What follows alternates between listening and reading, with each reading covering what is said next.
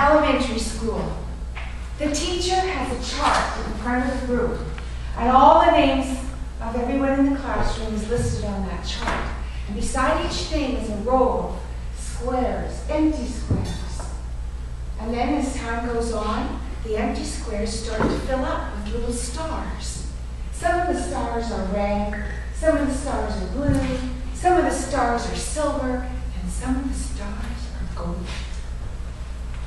We're all striving for the gold star. Good morning, fellow Toastmasters, and our welcome guest. How many of you remember those gold stars and silver stars in elementary school? Does anybody remember feeling really crappy about getting a star by their name? Actually, I felt pretty good about getting a star by my name. I didn't care what color the star was. I just didn't want that little box beside my name to be empty. Then I grew up. It's been a long time since I had stars by my name or any recognition for the things I've done in life. Most of the time as adults, we go through life without any recognition. It's just expected of us that we do well. Then I joined Toastmasters. And at Toastmasters, I remember being a guest.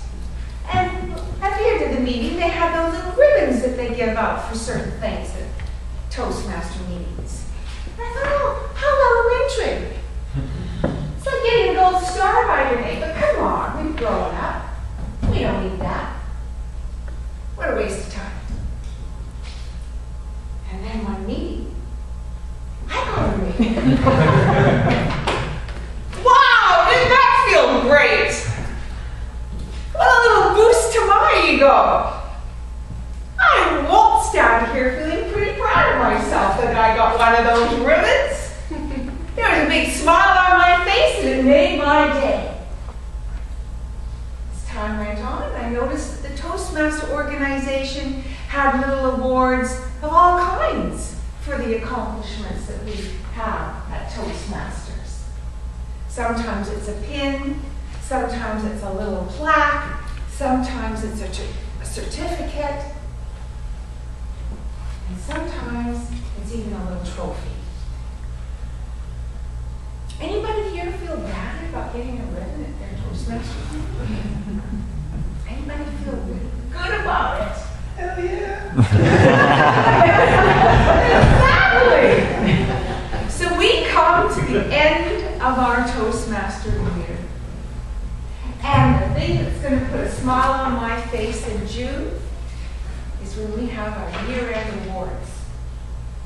But those ribbons and those year-end awards don't happen unless our members take the time and make the effort to vote. So this morning, I'm here to persuade you to take the time to vote. And in front of you, you have a handout. And it talks about 3 awards we're going to have for the year-end awards. The 3 awards. And under each award, there's going to be a list of names on the voting form. But you need to read through the criteria that I've handed you this morning to see what the criteria is to decide who you're going to vote for. And my recommendation is if you look through the list of names and you're kind of lost and you really don't know, don't vote. Make your vote count. I'm not going to read through the entire list of this handout.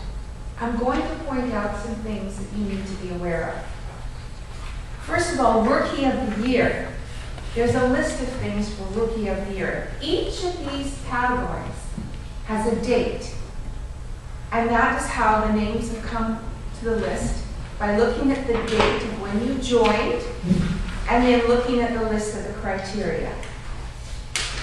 Then there's Most Improved Toastmaster. I think that's kind of self-explanatory, but it has a list of criteria under that one. On the second page, Toastmaster of the Year Award has a list of criteria that's a little more involved than the first two categories. I want to point out on the Toastmaster of the Year, down the list it says has served, or is serving as a club officer on the executive. So when you see the list of people's names that I'm going to hand out to you in a moment, make sure you remember that these names have come up with a certain expectation, a certain list of requirements, and one of them on Toastmaster of the Year has to do with serving on the executive. So if you haven't already served on the executive, maybe next year you'll consider that. So at the end of my speech, I'm going to hand out this handout as a list of names for each category. You can think about it, and how are you going to cast your vote? There are two ways. You can give this to me at the end of the meeting. I'm in charge of the year-end awards. Your votes are kept confidential. I'm also going to be sending out an email today after this meeting with this information, and you can send your votes back to me via email. As a matter of fact, I think it'd be preferred to do it that way. But if you don't want to, if you want to give me the paper version, that's great too. But I encourage you to cast your votes and do it now, because there is a deadline, May 31st, too late. I need some time to calculate the votes and make sure we have some awards to give at our year-end ceremony coming up in June. And you know how good it feels to get an award, whether it be a ribbon, whether it be a gold star by your name, or whether it be a year-end award at Toastmasters.